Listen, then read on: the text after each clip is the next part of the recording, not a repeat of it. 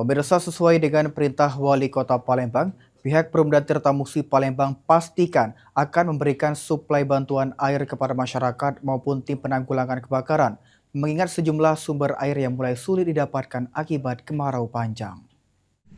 Direktur Operasional Perumda Tirta Musi, Rahmat, mengatakan saat ini sejumlah titik untuk pengambilan air sudah disiapkan seperti di Booster Kenten, Punti Kayu, Alang-Alang Lebar, dan juga Kalidoni. Selain dapat digunakan oleh armada bantuan truk tangki, titik tersebut juga dapat dimanfaatkan warga yang terdampak dengan gratis melalui koordinasi bersama kecamatan maupun kelurahan.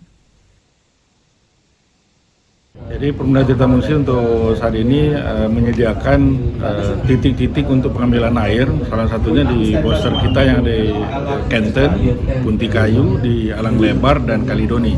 Jadi bantuan pengiriman tangki itu bisa mengambil airnya di titik-titik.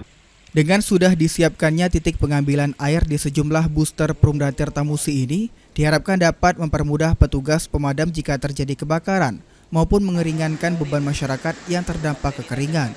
Sandi Pratama, PAL TV.